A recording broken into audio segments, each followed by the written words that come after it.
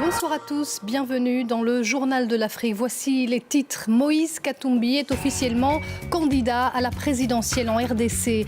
Déclaration faite quelques heures après l'annonce de l'ouverture d'une enquête contre lui. L'opposant congolais, ex-cacique du régime, est accusé d'avoir recruté des mercenaires étrangers, notamment américains, au Katanga.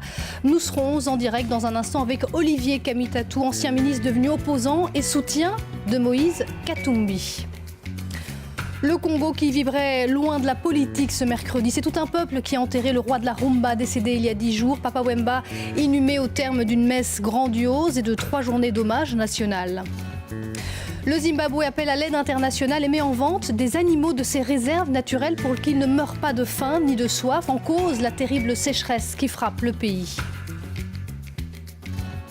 Moïse Katumbi est donc officiellement candidat à la présidentielle. Une annonce qui était attendue depuis plusieurs mois, depuis que l'ancien gouverneur du Katanga a claqué la porte du parti au pouvoir. Une candidature par simple communiqué ce soir, dénonçant le harcèlement policier et judiciaire. Il s'engage à établir un véritable état de droit en RDC, appelant à la désignation d'un candidat commun pour toute l'opposition congolaise.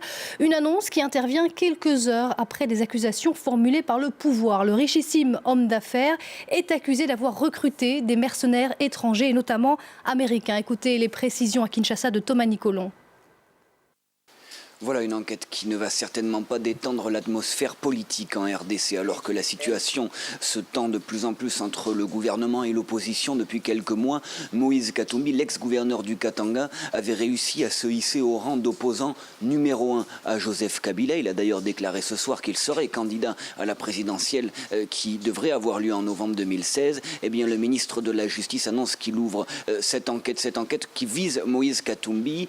Moïse Katumbi aurait eu recours à des mercenaires, et pour la plupart des mercenaires étrangers et américains, des mercenaires qui auraient travaillé ou qui travailleraient pour Moïse Katumbi en tant que garde du corps ou en tant qu'agent de sécurité. Moïse Katumbi n'a toujours pas souhaité réagir à ces accusations, mais le ministre de la Justice est convaincu de ce qu'il avance.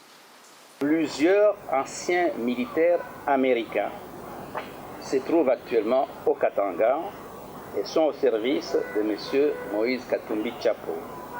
Nous avons une documentation énorme qui a été déposée auprès du procureur général de la République pour qu'il puisse faire toutes les investigations. Moïse Katumbi est un homme extrêmement populaire en RDC et surtout dans le Katanga. Il est propriétaire d'un club de foot, le tout-puissant Mazembe, et il a déclaré au cours des derniers mois justement que le gouvernement essayait de lui mettre des bâtons dans les roues. Hier par exemple avait lieu l'hommage national à Papa Wemba au Palais du Peuple. Eh bien, Moïse Katumbi a annoncé que le gouvernement lui avait empêché de se rendre à cet hommage national puisque le gouvernement aurait empêché son jet privé de venir en RDC depuis l'Afrique du Sud. Voilà donc qui va contribuer à tendre un peu plus cette situation politique, alors que l'opposition reste convaincue que Joseph Kabila souhaite rester au pouvoir au-delà de son deuxième mandat, ce qui serait anticonstitutionnel. Moïse Katumbi, accusé de recruter des mercenaires, a donc annoncé ce soir sa candidature à la présidentielle. On va en parler avec l'un de ses proches qui est avec nous en direct de Bruxelles. Olivier Kamitatou, bonsoir. Bonsoir. Vous êtes ancien ministre, vous avez, comme Moïse Katumbi, claqué la porte du parti au pouvoir et vous avez appelé avec le G7, qui regroupe plusieurs partis d'opposition, à cette candidature de Moïse Katumbi. Un mot tout d'abord sur ces accusations graves. Le ministre a affirmé qu'il y avait des documents, il a montré quelques photos. Est-ce qu'il y a d'anciens militaires, notamment américains, qui travaillent pour Moïse Katumbi au Katanga ? Eh bien, ce qu'on peut dire, c'est encore une de ces extravagances que de croire qu'il y a des armées américaines de mercenaires au Katanga. Il y a effectivement un Américain qui est venu simplement pour donner des conseils comme garde rapproché pour que des Congolais puissent assurer la sécurité de Moïse Katumbi, mais il n'est en aucun cas question d'un mercenariat. C'est encore une de ces extravagances, et vous le savez, depuis déjà plusieurs jours, des enquêtes sont menées à Lubumbashi, et Moïse Katumbi a dit oui aux enquêtes, mais avec la communauté internationale pour éviter toute forme de montage grossier auquel malheureusement le Congo est de plus en plus habitué aujourd'hui de la part du pouvoir. Olivier Kamitatou, Moïse Katumbi a donc annoncé ce soir sa candidature. Il est le candidat de l'opposition. Il a travaillé pendant de très longues années aux côtés de Joseph Kabila, aux côtés du parti au pouvoir. En quoi sa candidature pourrait être une véritable alternance pour le pays ? D'abord, il faut dire que Moïse Katumbi accepte une sollicitation à la fois de plusieurs plateformes politiques importantes de l'opposition, le G7, l'Alternance pour la République 2016, la Convention des nationalistes, mais Moïse Katumbi se met au service de la population qui attend et qui aspire à un changement profond de ses conditions de vie. C'est la raison pour laquelle ce ne sont pas pour des ambitions personnelles que Moïse Katumbi accepte, mais pour se mettre au service de son pays, assurer une alternance démocratique dans les prescrits de la Constitution pour les prochaines élections en novembre 2016. Un mot très rapidement, est-ce que vous pensez que ces élections auront bien lieu cette année en 2016 ? Eh bien, c'est un poids supplémentaire sur le pouvoir pour l'organisation de ces élections dans les délais. C'est une aspiration démocratique, mais c'est surtout une obligation constitutionnelle d'organiser les élections dans les délais prescrits par cette Constitution. Donc, Moïse Katumbi est en plein dans une démarche politique qui veut effectivement affirmer un programme commun autour duquel nous allons transformer le Congo avec Moïse Katumbi à la tête de la République démocratique du Congo. Merci pour ces précisions. Olivier Kamitatou, vous étiez en direct de Bruxelles. Kinshasa, qui était bien loin de ses préoccupations politiques aujourd'hui. Tout un peuple a accompagné Papa Wemba jusqu'au cimetière, en périphérie de Kinshasa, la nécropole entre ciel et terre. Et les obsèques du roi de la rumba congolaise ont démarré par une messe grandiose ce matin. Reportage de Thomas Nicolon avec Mary Colombel. Le roi est mort, vive le roi. Les Congolais saluent solennellement leur idole. Une messe d'adieu au sein de la cathédrale Notre-Dame du Congo. Extrêmement triste parce que de son vivant, des fois on ne s'en rendait pas compte. C'est chaque jour que ces chansons défilent et on se rend compte que ça a vraiment régi la jeunesse africaine. Hein. Ça a vraiment éduqué, régi. Et donc c'est pas une musique qu'on retrouve dans toutes les fêtes. Mais on s'en rend compte que dans chaque voiture, dans chaque maison, dans chaque iPad, il y a Papa Wemba. La foule a ensuite accompagné la dépouille jusqu'au cimetière pour son dernier voyage. Des milliers de personnes voulant dire adieu à celui qui restera l'icône de la musique congolaise. C'est la rançon de la gloire due à son talent.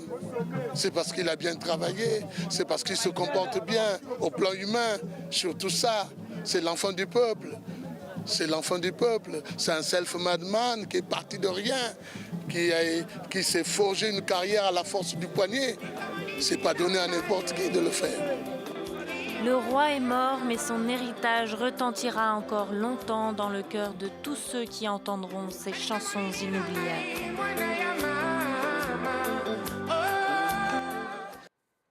Le gouvernement burundais a décrété un deuil national de 3 jours. L'ancien président burundais Jean-Baptiste Bagaza est décédé à Bruxelles. Il avait dirigé son pays de 1976 à 1987, considéré comme le bâtisseur du Burundi moderne. Il était l'une des rares personnalités politiques du pays à faire l'unanimité. Il s'était investi pour tenter de trouver une solution à la crise que traverse depuis 1 an le Burundi. Écoutez ce qu'en dit un autre ancien président, Domitien Ndayizeye. C'est donc quelqu'un qui était prêt à aider à trouver des solutions à la crise que nous vivons aujourd'hui pour le bien de l'ensemble des Burundais. Aujourd'hui, il vient de disparaître. Il part avec ses propositions. Il n'a pas eu l'occasion de les exprimer parmi nous. Le Burundi donc vient de perdre une personnalité qui pouvait nous être utile. Mais comme vous le savez, l'homme propose et Dieu dispose. Domitien Ndayizeye, l'ancien président du Burundi. La tension se poursuit dans le centre du Mali. Des affrontements entre communautés ont fait plus de 30 morts ces derniers jours. Le gouvernement assure que la lumière sera faite sur ces violences. Écoutez les précisions de François Riouet à Bamako. Les affrontements ont lieu depuis plusieurs jours dans une petite localité de la région de Mopti, c'est au centre du pays. Les chiffres sont difficiles à confirmer car il n'y a pas de réseau téléphonique sur place, mais plusieurs sources civiles locales parlent de plus de 30 morts. En cause, un conflit foncier entre communautés Peul et Bambara. Oumar Aldiana est le porte-parole de l'association L'Union des Peuls. Il dénonce, dit-il, l'inaction du gouvernement dans ce type de conflit. S'il y a un problème au Mali, et surtout chez nous, en tant que des bons citoyens du Mali, on ne peut s'adresser qu'au gouvernement du Mali. pour nous chercher une solution à celle-là, qui nous préoccupe beaucoup. On réclame justice sur des personnes chassées de leur localité et de leur village. On réclame aussi de la justice de ces communautés avec lesquelles on vit, qui sont des milices contre nous aujourd'hui. Pourtant, il y a les forces armées de sécurité du Mali là-bas qui n'interviennent pas. De son côté, le cabinet du Premier ministre assure que toute la lumière sera faite sur les événements de Malemana. Une délégation gouvernementale a quitté la capitale ce matin pour se rendre sur place. Elle sera rejointe par une mission de la section Affaires civiles et droits de l'homme de la mission des Nations Unies au Mali.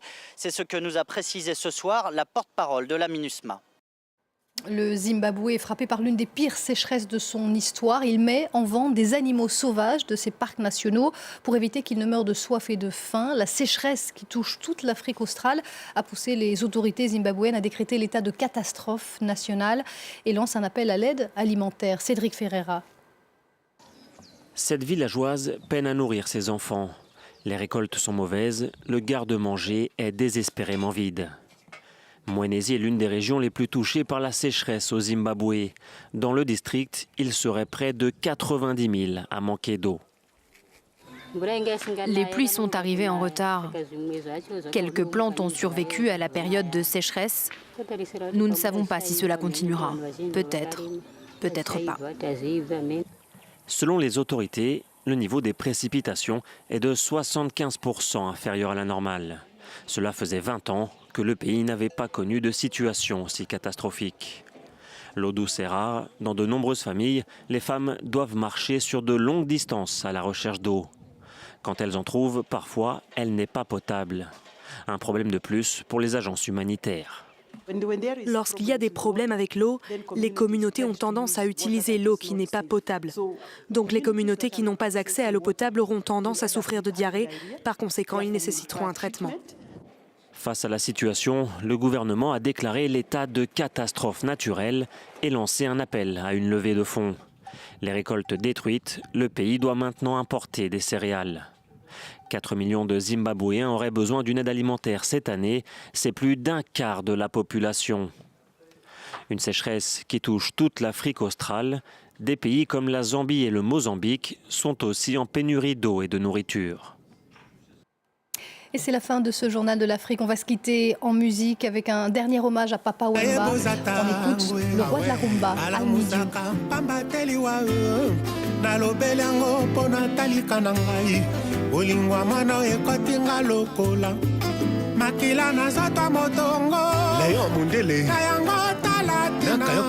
Mama na lili.